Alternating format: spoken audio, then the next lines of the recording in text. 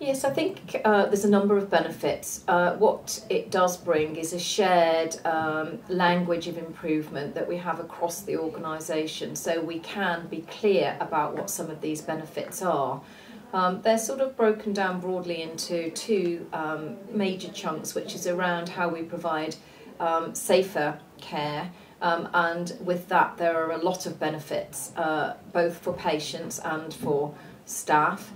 So for patients, to be clearer about how we are reducing our infection rates, how we are focusing on other things, say with a more mental health focus around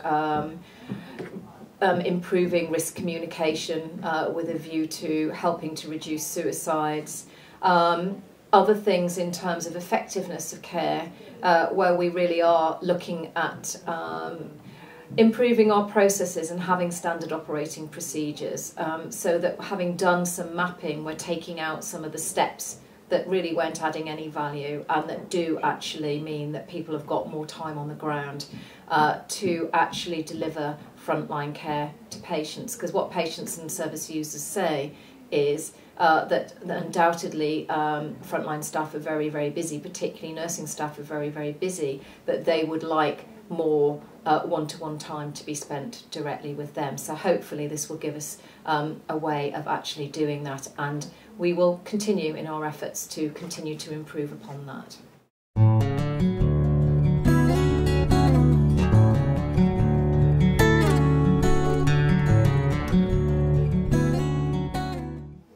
Yes, well, both of these aspects link very closely to what our organisational strategy is all about, which is around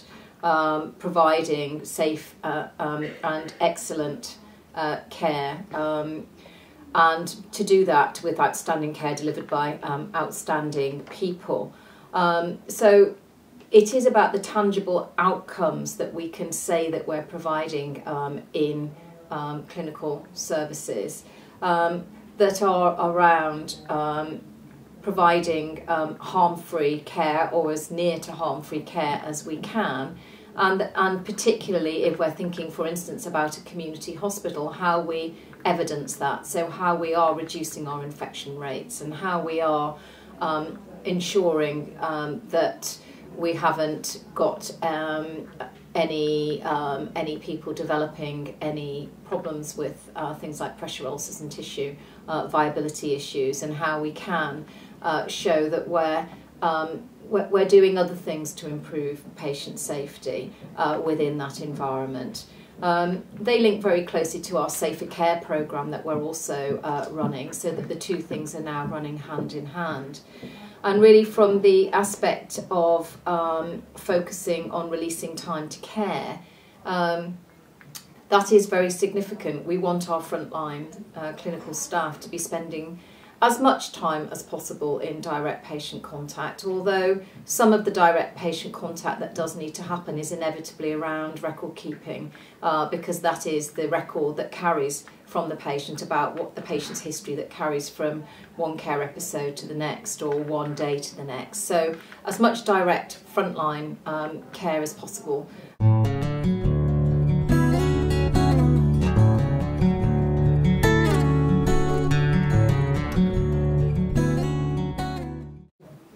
Yeah, I've been very impressed as I've been around and about in individual teams and in patient wards, seeing productive care in action, and there are more examples than three that come to mind, but I'll try and focus on three. The first of which, and this is an example in many areas, in the majority of community hospitals you can see the PSAC boards, the patient safety at a glance boards. You can also see these in action in places like Marlborough House, Swindon, the child and adolescent inpatient unit there, where really that's really helping to staff to have the right information available to them at the right time, which really does enable them to make much more rapid decisions and hopefully much better decisions about key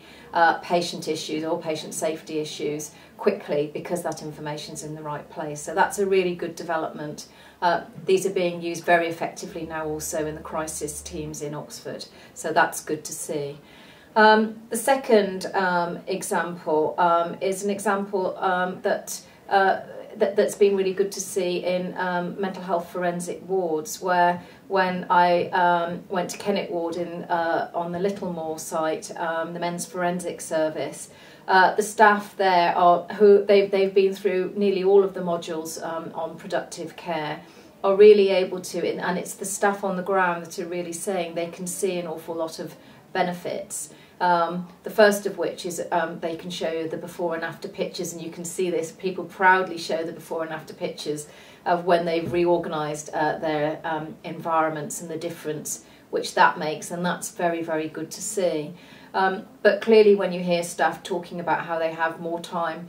released to be able to focus on patient care, then that's also very good, and this is coming from staff nurses that are working in those environments, and it's good to hear people say that. I think the last area is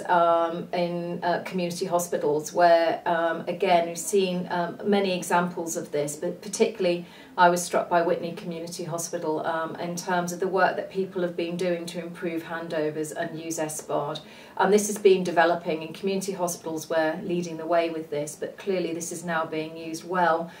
also in older people's mental health services, which is good to see. But in Witney, where they're using taped handovers, so that is reducing the need for the person who's in charge of the shift to have to endlessly tell someone who's coming into the ward that wants to know about what's happening with the patients, about what's happening, and it releases that amount of time for people to be able to do other things than repeat the same information over and over again. So I've been impressed with all of these things, but particularly that.